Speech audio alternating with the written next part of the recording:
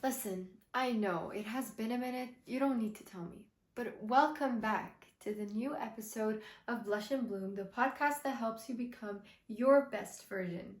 I am Lila, the host of this podcast. If you've been watching or listening to these episodes for a minute, then you might know that I have been absent. I wish I could say I had an excuse. I wanted to say it was because of my final exams, but my final exams have been over for over 3 months now.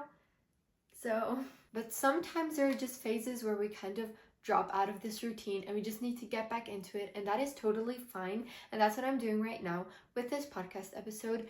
And honestly, I need to kind of get back into that podcast thing because this is honestly the second time I'm recording this episode, just because the first time was so chaotic. And something that has really helped me, or basically the reason why I'm back right now and ready to film this, upload this, is because I planned.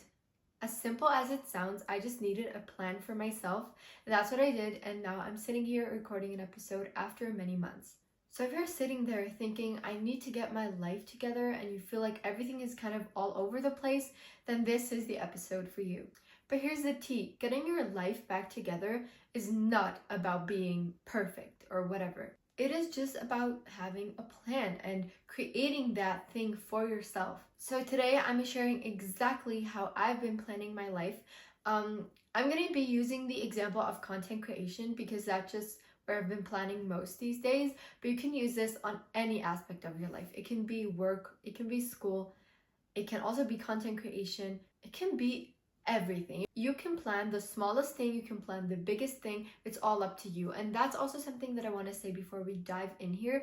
Planning looks different for everyone. Some people love to plan out every little detail. Some people don't really like to plan generally because they just don't like that restriction. And I'm usually a person like that. I don't like too much plans. I like to be spontaneous, to just see what am I feeling like, how can I do this the most effectively as possible. But that's exactly why I'm also here to tell you that planning is not like a punishment. It is not supposed to be a prison for your freedom, for your time. It should be a guide that helps you, which is just why planning according to your needs and wishes is so important. Just because everyone else is planning a certain way does not mean you have to plan that way, because your priorities and what you like is just not the same as theirs. So grab your favorite drink, grab a planner or whatever, and let's get into it. Let me tell you why planning is such a big thing, because planning sounds so boring and structure sounds so boring. It sounds like a boring office job that a person doesn't even want to have. No offense to office jobs, but there are just these, do you know these people in movies that just have a job and they are not really happy doing that job? That's what structure, the word structure, feels and sounds like. But it is not, as I said, about controlling yourself. It is about supporting yourself and your life. Honestly, when you're taking the time to plan things out, basically you're saying to yourself, I believe in future me. I believe that I will and can do all of this. I make myself feel calm and confident and just clear, because structure can also be soft and feminine, and so that girl, that woman has her life together.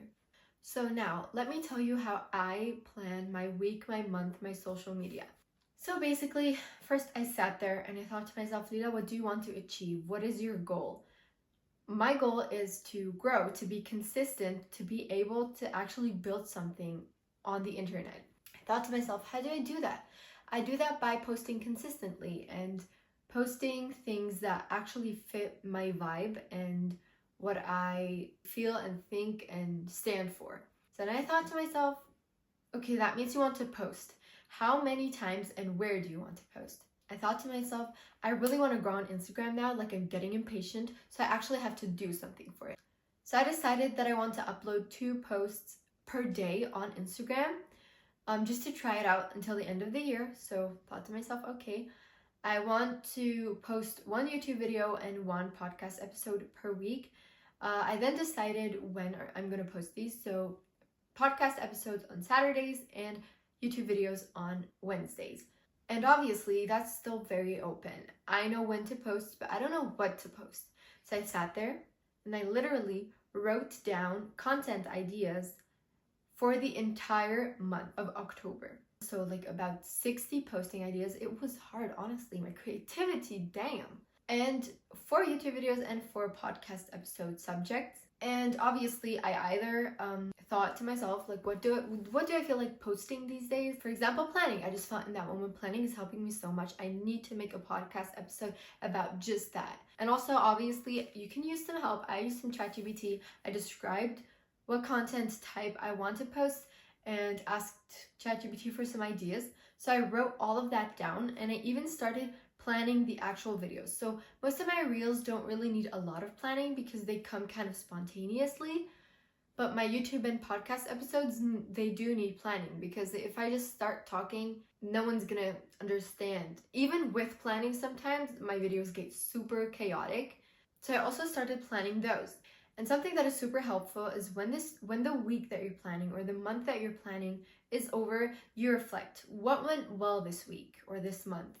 What kind of drained me? What stressed me? What do I need to take out of this plan? And what do I need more of? And something that I also really like, as I said, as a person that doesn't like to be too structured or like caught in this planning, is just time blocking. So instead of saying from 3 p.m. to 4 p.m. I will do number 5 of my maths homework, you can just write down 4 p.m. to 6 p.m. homework. And that way it's kind of open. You can still kind of decide what kind of homework do I do, and you still have this block, this 2-hour block reserved just for that, and you will get so much done, and you will still know, like, I'm gonna do that then. And even just knowing I'm gonna do that then is so calming, because you're not in your mind like, oh, I should do my homework. I don't really feel like it right now. When do I do that? And you just keep putting it off, and it just stresses you more and more and more, just because you don't really know when to do it, but you don't want to do it right now.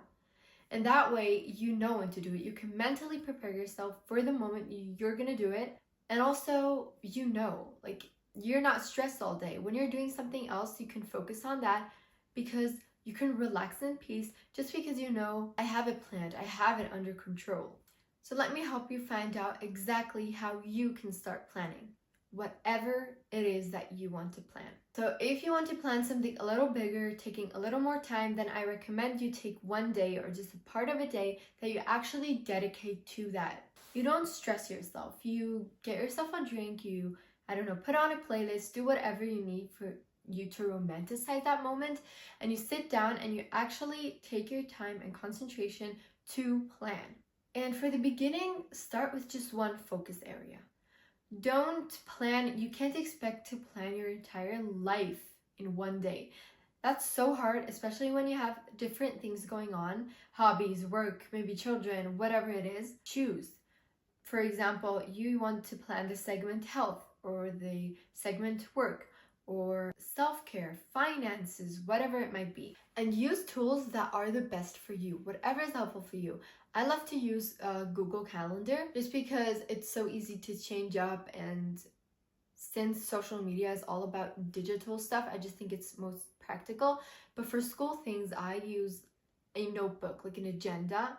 Whether it's an agenda, whether it's just a blank piece of paper, whether it's your laptop, use whatever you want to use, and be gentle with yourself.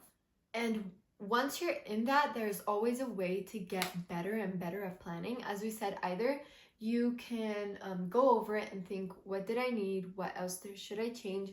You can also pick like a theme or a focus for the week. So apart from the actual thing that you're working on, maybe you have the way you want to work on it. Is it discipline? Is it about being peaceful and slow? Is it about being in flow and in focus? And when you get to more the bigger surface in planning, you can always choose 3 goals for the week, or 2 goals, or 3 goals for the month, depending on what you feel like, how much you can feel you could achieve, because we want to stay realistic here. So choose 3 priorities. For example, 1 work or school goal, 1 personal goal, and 1 health or wellness goal. So a work goal or school goal could be finish that presentation you have been putting off. A personal goal could be finish that book that I have been reading for such a long time. And a wellness or health goal could be drink 2 liters every day. And there's also this cute to-do list method you can use to just get your priorities straight and to not overload yourself with to-dos. So you have 3 sections. First section is need to do today. The other one is like can do this week, so it's not that urgent, but it would be very good if you finish it this week. And then the last one is would be nice to finish. So just something that is actually not pressuring you, but something you would like to finish. And that way you can just focus on the must be done this week instead of like drifting off and doing the unnecessary things. Well, not unnecessary, but less urgent things.